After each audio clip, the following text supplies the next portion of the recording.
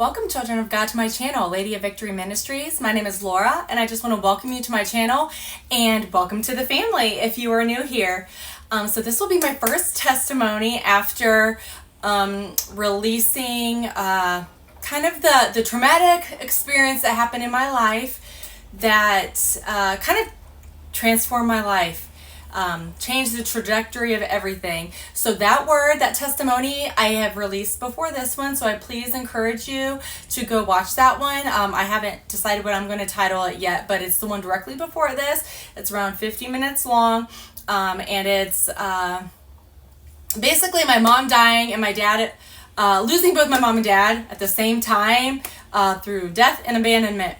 So causing a downward spiral in Laura's life and everything, the chaos and destruction that ensued after that experience. So I encourage you to watch that first, because here coming up next will be a bunch of testimonies over terrible things that I've done and terrible things that happened to me over like the course of like 6 years of my life after that.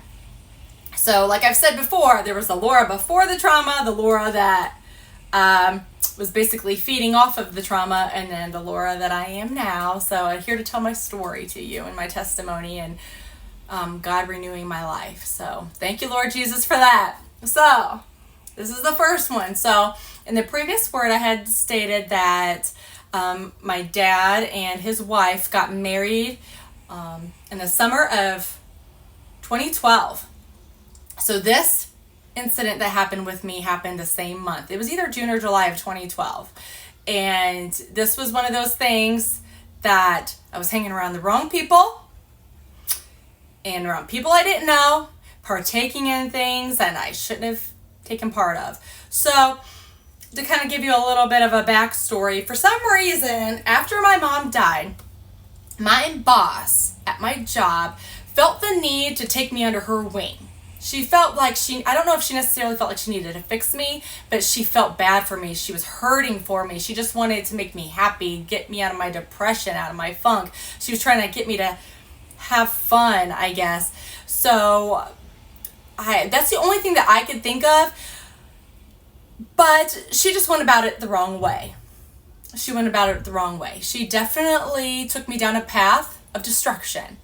And a friend does not do that. And so I will get to that. We're not friends anymore now, but a friend wouldn't take you down a path of destruction that literally ruins your life, you know? So what happened was, so this was during a time where I was doing a lot of partying, clubbing. I wasn't into drugs or anything like that, but like a lot of drinking and dancing and clubbing with my girlfriends. Okay. So I started out kind of safe, I guess, you know, the more crazy stuff that I did happened later. This was the first kind of thing that happened to me. And we were big on going to house parties, doing beer pong in the garage and things like that. So, well, what happened was this friend, this boss, and then our whole entire staff, we were like really, really close, and we'd go out drinking and clubbing and partying all the time together. You know, I wasn't one to like go home with guys with one night stands. That was not me, but that was them. You know, we'd go out drinking, clubbing, partying, and it was not uncommon for one of my girlfriends to leave home with some random dude. Like, it was just not uncommon, and we're just like, oh, okay. Creeping. That's what we called it, creeping. And I just thought this was normal. That's what girls do. Like, I was not a party girl before this. This was not my life. This was something that I was introduced to by these friends. Yes, I allowed myself to be there. I allowed myself to partake, but this was also new to me, and it was intriguing because it did numb the pain. Alcohol and dancing numbed my pain, okay? Well, this incident did not happen at a club. It happened at a house party. And so the house that we ended up at was this guy that I did not know. I did not know him, but he was a friend of my boss's boyfriend or fiance. They were friends. Now, I never had an issue with her boyfriend or fiance. They had their own issues, but I never had a problem with them. It was his friend group that I really, my eyes should have been open to. His friend group, they were not good guys. If you could picture like guys that would roofie your drink at a club, that was them. okay? They might not have had the look of it, like they didn't dress like college frat boys. They dressed more like in jerseys and were obsessed with football and that kind of thing. Backwards hats, like they were always wearing jerseys, I swear. Jordans, like, that was my hometown type of guy that would roofie you. Now, I don't know if any of these guys actually did that. I'm just trying to paint a picture of what they look like and how they acted. They were the type of guys that would sleep with each other's girlfriends and stuff, just like, what? Diseases galore going on between those friends. So, I never liked any of those guys and never had any desire to be with, date, or I just was hanging out with them because my best friend was my boss and that was her boyfriend's friends. So I was just there to have fun, had no interest in them whatsoever. Okay? Zilch, zero, nada. They were disgusting to me, even in my drunkenness. I did not have beer goggles. I did not have beer goggles with them. I was seeing clearly. But what happened was there was this guy, a friend that I had never met before. So we went to his parents' house. He still lived with his parents, I believe, or maybe he was just visiting. I don't know. But they were wealthy, like extremely wealthy. They lived in a mansion, and we were outside drinking around a bonfire and everything. And then everybody decided to, smoke marijuana. I had never smoked marijuana before. I had never done that before. I'd never done any drugs, but I decided to have fun and I partook. And what happened after that, so I was already drunk, but I was aware, okay? As soon as I partook in marijuana, I blacked out. Now, I blamed drinking and marijuana for many, many years, like the combination of it. I blamed that for many, many years, thinking that's what made me black out. But now in hindsight, I'm like, okay, when you go down my dark path that follows this, I smoked weed and drank all the time together and I never blacked out. Ever. I would turn into a potato. Like, I'd be like, it's just one of those things I'm just not into. Drinking and, like, even in my party times, I really didn't like to drink and smoke together because then I wasn't fun anymore.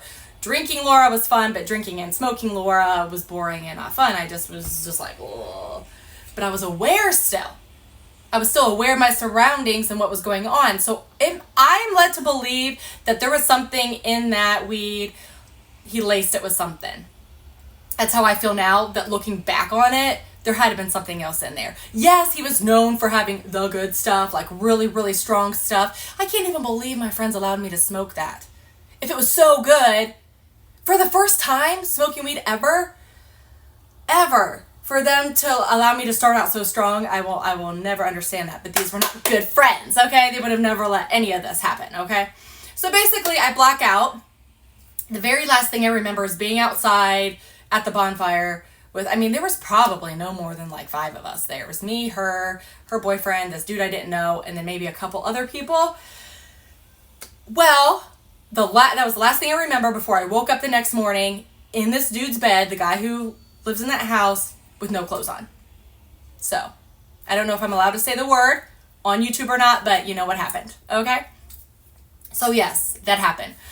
A lot of, some family members of mine know, and the girls, my girlfriends know. I shouldn't say my girlfriends, the girlfriends from back then. The girl that took me under her wing, the boss, she knew. And she was mad at me. That's how this happened. So I tell her what happened. But she doesn't believe me because she's mad at me. Because her boyfriend at some point walked in on us, I guess. Okay, so instead of going to get help, like, I don't think Laura wants to be there. I don't think that I think something bad's happening. He goes and tells her, and then she gets mad at me. Like, it tells her what he saw, and then she gets mad at me and blames me. I will never, ever understand that. And this is somebody I call my best friend. For 13 years, I called her my best friend. Yeah, at this point, we were new in our friendship. We had only been friends for like 2 years. And all the way up until this day, she will say that didn't happen. She was there, and she got in our whole friend group to, that didn't happen. So if this has ever happened to you and people don't believe you, those aren't your friends. And the reason why she didn't believe that happened was because I was drinking and smoking, and I probably just didn't know what I was doing, and I allowed that to happen. I invited it in. I was acting a certain way, or I was doing something to make him think that I wanted him. Let me tell you, this dude is, I'm not like dogging his physical appearance here, but I wouldn't touch him with a 10-foot pole, okay? Ew. Not my type, and ew. He does look like one of those college frat boys who would roofie your drinks. That's what he looks like. No. Never had an interest that whole time I was at that party and like aware to ever even touch that guy. Disgusting. And then the other thing, the reason why they don't believe me is because he's an upstanding citizen in my hometown. Not only does his family have money, but he is well known and well liked by everybody. Everybody likes him, and he is such a good guy, and he always treats girls right. Like, I mean, he's rich, so when he buys girls presents, he's buying them like tennis bracelets and diamond necklaces and stuff. Like, That's another thing why they didn't believe me, because, he would never do that. He would never do that. He's one of the good ones. Yeah, no. You are who you surround yourself with, okay? And all those guys that surrounded with each other were pigs. They all shared each other's girlfriends. They probably have diseases, and they definitely have drugged a girl a time or two. And I believe that happened that night with me, because I don't believe that marijuana did that to me now. As I've grown and I've dabbled in things that will be in further testimonies, yeah, that wasn't just weed. So there was something else in there. He had that planned all out because he wanted to get that blonde girl in bed with him. So another thing is, there was this other friend that came in many years later, and the boss, the other friend, got her to believe that never happened either. Well, fast forward many years down the road, she ends up dating and getting engaged to one of those dudes in that nasty friend group. I don't know if they're still together or not. I don't know if they're married now. I don't know. But all I know is she didn't believe me, because that was her man's best friend. So she didn't believe me. And then by the time they got to picking the bridesmaids and the groomsmen, she asked me to be in the wedding, and he asked that dude to be in the wedding. And I was just like, I don't know. Like, I was so torn. I prayed about it so much. I mean, they had a really long engagement, so it wasn't like they were rushing to get married anyway. So I was like, well, maybe something will happen within these years. Something will happen. Like, maybe they won't be friends anymore, and then I can be in the wedding. But, like, the thing is, I told her, I finally said, okay, fine, I will, as long as I don't have to walk with him. Like, I'm doing it because I love you and you're my friend, but as long as I don't have to walk with him. And she's like, oh, no, you're walking with him. Like, we already figured out the alignment of who's walking, and you're walking with him. Like, what friend does that? That is not a friend.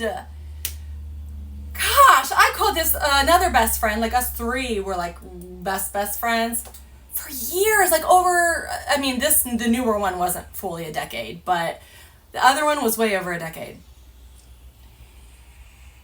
What friends don't believe you when you're there, and you see, and you know for a fact that she hasn't done any of this stuff before, and then the other friend forces you to walk down with your grapist down the aisle at your wedding, but because I'm your best friend, I have to do it. Oh man, I was so torn. I was so upset, and I prayed about it for years and years and years. Well, funny enough, God removed those two friends out of my life. So they haven't been in my life. Like, God started to slowly diminish them out of my life, like right after my daughter was born, like 3 years ago. Like, they met my daughter when she was born, and they threw my baby shower and everything, these two. But then it just kind of started fizzling out. I never saw them in person again after my daughter was a newborn. And so that was 2021. I didn't see either one of them in person after 2021. But, like, we would still text or talk about getting together, and it never happened. And then eventually it turned into, we don't talk anymore. And then I got deleted on social media by both, by them. So that's fine. God was his hand was in that. God's hand was in that. Because I didn't know what to do. I knew that these people weren't good for me because the boss that took me under her wing, she put me in so many situations. Like I got pulled over, completely trashed. I should have gotten a DUI, but I didn't. I don't know how I didn't. She was with me. I mean, she wasn't with me in the car, but like we were out together that night, like out partying and stuff. I got pulled. I still don't know how to this day. He did not smell alcohol on me. I was trashed, and I got pulled over for rolling in a red light. God was in that too, because I would have went to jail. And like shit, the friend group, they were not strangers to going home with guys, like one night stands. I was not about that life, but my girlfriends were, but I was associated with them, so I'm sure people thought the same about me. I remember so many people thought that like, oh, I know you slept with that guy because you guys are always, and I'd be like, no, I never have it, and they wouldn't believe me because like I was the prude of the friend group, but I still was going out clubbing and drinking and partaking in things that they just assumed because of who I surrounded myself with, because that's what they do. And I would be like, no, I've never done anything with that guy. I was a tease. I will tell you guys that, like, I did get promiscuous, yeah, but usually it was like, my promiscuity was I'd get in a relationship that wouldn't last more than a month to like 3 months, and then I would be in another relationship. So it was like monogamous, but I was like a homie hopper. Somebody called me a homie hopper once, and I was so offended. But it was true. It was true. I was offended. Yeah, I got offended because it was true. But I was a serial monogamist. Once one relationship ended, I was in a relationship, and then another relationship, and then another relationship. So I was not one of those that was sleeping around, one night stands, and going to the bar to pick up a guy and going home with them. That was not my life. To this day, I've never done that. So, I would just like people just knew me by who I hung out with, and they knew what they did, and so I was under that umbrella, right? So God removed me from that because they are all still living the same life. Some of them got married and some of them have children, but they're still living that same life. Drinking and partying. I just will not understand it. But they, guys under, what is it, moms need a break and whatever. No, you're just living the same life you did before you had kids, and it's the same. So God got me away from those people. But yeah, that definitely happened. A lot of the stories that I will be revealing will revolve around this friend group that did not have my best intentions in mind. But I want to say I take full responsibility for the actions of the things that happened to me and the things that I did because I chose to be there. I wasn't operating in godliness. I clearly ran away from God or any sort of therapy. My therapy was drinking and dancing and clubbing and hanging out with girlfriends, playing beer pong in the garage, smoking weed, and then I did dabble into a few things. Nothing like party drugs. Nothing like meth or heroin. Nothing like that. I would never ever do that. But I hung out with people who did. So it's like I was becoming who I was surrounding myself by. So I truly believe that's why God removed those people out of my life. Because I'm on this path. I'm on the straight and narrow. I'm trying to reach souls. I'm starting my ministry here. And like God had those people removed out of my life way before I even started this ministry. This was like 2-3 years ago. I was hurt at first, I'm not going to lie, I was hurt, but now I see the reason why for it. They're not part of my destination. They're part of my past, they're part of my story, but they're not a part of my future. And I don't hate them. I love them. I wish them well. I forgive them. But yeah, and I forgive myself for choosing to allow that to be my path that I took of destruction versus turning a healthier path after a traumatic experience. But also I was in my 20s and, people do crazy things in their 20s. But yeah, that's my great testimony. That dude, if anybody in my hometown, if you're watching this and you want to know who it is, I will be happy to share. I'm just not going to share it on here for the whole world to see, but I will be happy to tell you who this person is. You may or may not be shocked. But yeah, he's an upstanding citizen in my hometown. And a lot of people will be like, no way, because my own friends didn't believe me. My own people that I called best friends for over a decade did not believe me, and they were mad at me. And so I should also say this is a reason why I never did come out to the public about it. I never outed him. I never went to the police because my own best friends didn't even believe me. And then also, I want to let you know I don't subscribe. I'm not an activist, so I don't subscribe to the Me Too movement because I'm not a victim. It's my own fault that I was even in that scenario, that I even allowed myself to be there, that I even allowed myself to partake in a substance from somebody I didn't even know. Hello, that's my own fault. Yes, she had me be there. I followed her lead, and her thinking that it was the best thing for me, and she took me down a path of destruction, not righteousness. A good friend would have taken me to church. A good friend would have gotten my booty out of bed and drove me to church, or said, you are seeing a therapist, versus taking me out to drink and do drugs and dance with strange men. And then just for something like this to happen, to where I get assaulted by this nasty dude that I don't even know, I just met that night, and then she's mad at me and blames me for all of that. I will never understand that. And the fact that I called these people my friends. And then I stayed friends with them for like a decade after that. You know what I mean? So I don't subscribe to the Me Too movement, though, because I'm not like, oh, woe is me, feel sorry for me, feel pity for me. No, this is my story, and I'm telling you that this was something that happened to me, that I was victorious. I fought through it. I got through it. God saved me from that traumatic experience as well. So, it's not something that I live with on the daily. No, I've moved past that, but it is part of my story, so I'm here to share it with you. And also, if you've ever experienced this or have a story to share, but you're afraid to release it publicly, email me. I will love to listen to your story and commiserate with you, and I promise you I will believe you. Lady of Victory Ministries at gmail.com. I will pray for you if you're struggling, and I would just, I love you and I believe you. And if you struggle with people that don't believe you, they're not your peeps. They're not your peeps, okay? They don't have your best interest in mind. Either they feel guilty for putting you in that situation if they were there, or they're just not a good human being and have no accountability whatsoever. No self-reflection, no self-awareness. They want to place the blame on everybody else, okay? And that's not what I'm doing here. I'm taking full accountability too. Yes, what he did was wrong, but I shouldn't have even been there in the first place.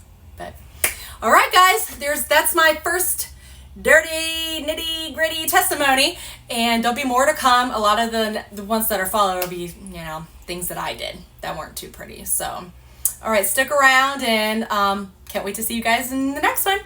God bless.